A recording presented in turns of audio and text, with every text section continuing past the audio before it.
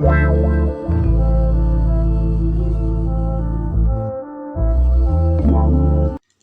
اللہ الرحمن الرحیم۔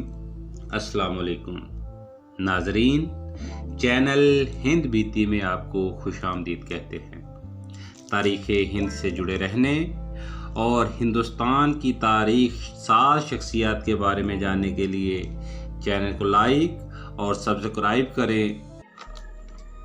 سلطان محمود غزنوی کے ہاتھ مال غنیمت میں جتنا سونا، چاندی، ہیرے اور جواہرات آئے، کسی اور فاتح کے ہاتھ کبھی اس کا 10واں حصہ بھی نہیں آیا، لیکن یہی مال و زر اس کے سب سے بہادر اور سب سے دلیر بیٹے سلطان مسعود کے لیے موت کا پروانہ ثابت ہوا۔ سلطان محمود غزنوی کی موت کے بعد اس کا بیٹا امیر محمد تخت نشین ہوا، جس نے خزانوں کے منہ عمرہ، افواج اور رعایا کے لیے کھول دیے، لیکن اس کی یہ سخاوت اس کے کسی کام نہ آئی، کیونکہ جب اس کے بھائی امیر مسعود الدین نے اسے خط کے ذریعے مشورہ دیا کہ جو علاقے میرے قبضے میں ہیں انہیں میرے پاس رہنے دو اور خطبہ میں میرا نام بھی شامل کرو جو تمہارے نام سے پہلے آئے گا، لیکن امیر محمد نے یہ مشورہ ماننے سے انکار کیا تو دونوں طرف سے جنگ کی تیاری شروع ہو گئی اور امیر محمد کے زیادہ تر عمراء امیر مسعود الدین سے مل گئے، جنہوں نے امیر محمد کو قید کر کے امیر مسعود کے حوالے کر دیا۔ امیر مسعود الدین 1030 عیسوی میں حکمران بنا اور 1040 عیسوی تک حکومت کی۔ اپنی جرأت، بہادری اور دلیری کی بنا پر سلطان مسعود کو رستم ثانی کہا جاتا تھا۔ اس کا چلایا ہوا تیر لوہے میں سوراخ کر کے ہاتھی کے جسم میں پیوست ہو جاتا تھا۔ مسعود ایک رحم دل، سخی، علماء و فضلاء کی صحبت میں بیٹھنے اور انہیں پسند کرنے والا شخص تھا۔ استاد خوارزمی اور ابو ریحان منجم اپنے زمانے کے بڑے علماء اور فن ریاضی کے ماہر تھے۔ ان کی کتاب قانون مسعودی فن ریاضی پر اعلیٰ پائے کی کتاب ہے، جو سلطان مسعود کو خراج عقیدت پیش کرتے ہوئے انہی کے نام پر لکھی گئی، جس پر ابو ریحان کو ہاتھی کے وزن کے برابر چاندی دی گئی۔ قاضی ابو محمد ناصحی کی فقہ حنفیہ کے بارے میں کتاب کا نام بھی کتاب مسعودی رکھا گیا۔ سلطان مسعود کی سب سے بڑی فتح میں کچھ اور مکران کی فتح شامل ہے۔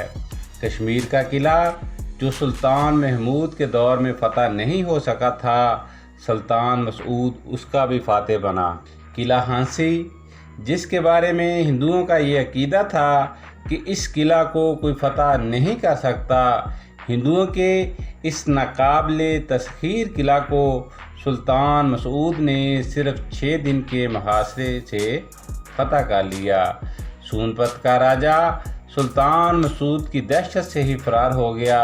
راجہ رام دیو نے بھی بغیر کسی مزاحمت کے ہتھیار ڈال دیے اور مطیع ہو گیا۔ ترکمانوں کے ساتھ سلطان مسعود کے کئی معرکے پیش آئے، جن میں کبھی ترک غالب آئے اور کبھی سلطان مسعود، اور کچھ معرکے بے نتیجہ ثابت ہوئے، لیکن 430 ہجری میں ترکوں کے خلاف جو حتمی معرکہ ہوا، اس میں سلطان مسعود کے بہت سے عمراء ترکمانوں سے مل گئے، جس کی وجہ سے سلطان مسعود کو جنگ سے راہ فرار اختیار کرنی پڑی اور عبرتناک شکست سے دوچار ہوا، اور خراسان کا علاقہ مسعود کے ہاتھوں سے نکل گیا۔ اس کے بعد سلطان مسعود نے غزنی چھوڑ کر لاہور کو اپنا دارالخلافہ بنانے کا ارادہ کیا اور اپنے باپ سلطان محمود کی تمام دولت 3000 اونٹوں پر لاد کر لاہور کی طرف روانہ ہوا، لیکن راستے میں سلطان کے امرا اور غلاموں نے جب اتنا زیادہ مال و زر دیکھا تو لالچ کا شکار ہو گئے اور سلطان مسعود کو قلعہ مارکلا میں بند کر کے سارا مال و اسباب لوٹ لیا اور تخت پر مسعود کے اندھے بھائی امیر محمد کو بٹھا دیا۔ امیر محمد چونکہ اندھا تھا اس لیے امور سلطنت اس کے مقبوط الحواس بیٹے احمد کے ہاتھوں میں آ گئے، جس نے سلطان مسعود کو اپنے باپ سے مشورہ کے بغیر ہی قتل کر دیا۔ اس طرح اتنا دلیر، اتنا بہادر، اتنا ذہین اور علم دوست انسان مال و اسباب کی بنا پر امراء کی لالچ کا شکار ہو کر اس جہان فانی سے رخصت ہو گیا۔